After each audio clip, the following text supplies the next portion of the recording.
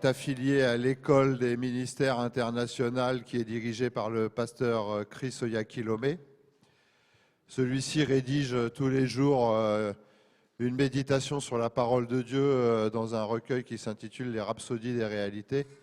Et tous les dimanches, nous lisons la rhapsodie du jour pour nous en nourrir. Celle-ci s'intitule « Prêcher la parole ». Dans Marc, au chapitre 16, verset 20, le Seigneur nous dit « Et ils s'en allèrent prêcher partout. Le Seigneur travaillait avec eux et confirmait la parole par les miracles qui l'accompagnaient. » Le Seigneur dit également aux apôtres, juste avant qu'ils soient enlevés dans la gloire, « Vous recevrez une puissance lorsque le Saint-Esprit viendra sur vous, et vous serez mes témoins à Jérusalem, dans toute la Judée, dans la Samarie et jusqu'aux extrémités de la terre. »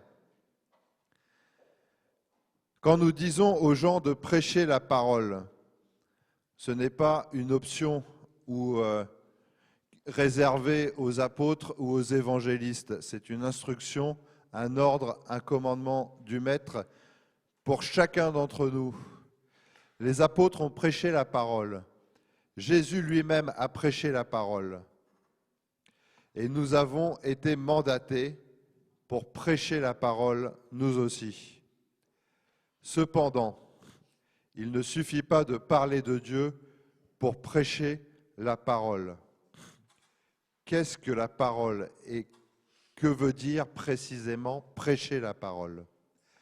La parole est ce message de Dieu qui révèle ou communique ses œuvres, sa volonté, ses pensées, ses plans, ses desseins et son objectif pour amener les hommes à communier avec lui ou à promouvoir cette communion dans l'amour.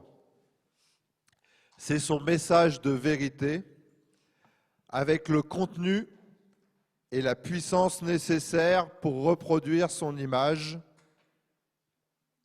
dans la vie des auditeurs.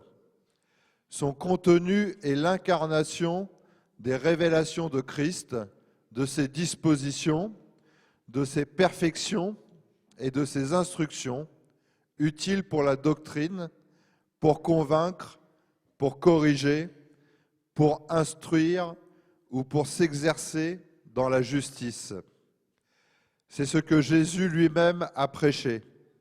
Il n'a pas prêché la politique ou ses propres opinions, il a prêché la parole. Si la parole elle-même prêchait la parole, quand bien plus nous devons le faire. Étant nés de nouveau, nous sommes ministres de l'Évangile, ambassadeurs de Christ.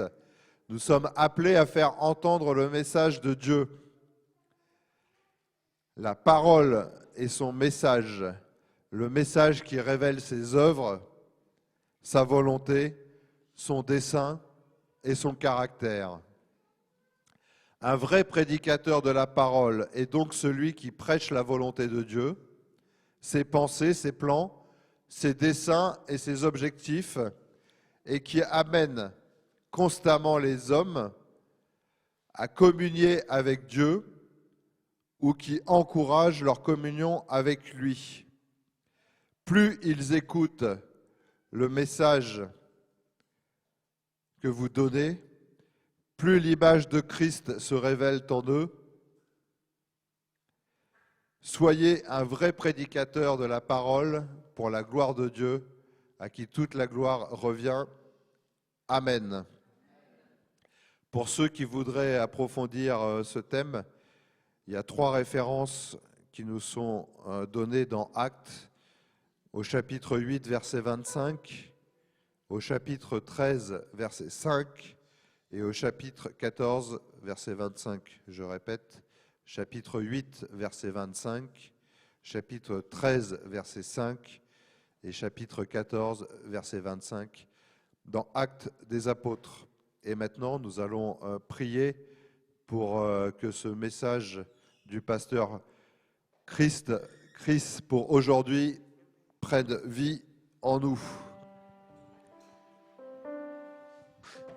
Cher Père, je te remercie d'avoir fait de moi l'expression de ta parole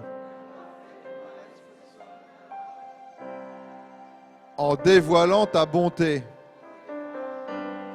et ton excellence au monde à travers l'Évangile. Alors que je proclame hardiment ton Évangile de vérité, la justice, la vie et l'immortalité sont dévoilées. Beaucoup entrent en communion avec toi et dans leur héritage en Christ. Au nom de Jésus, Amen.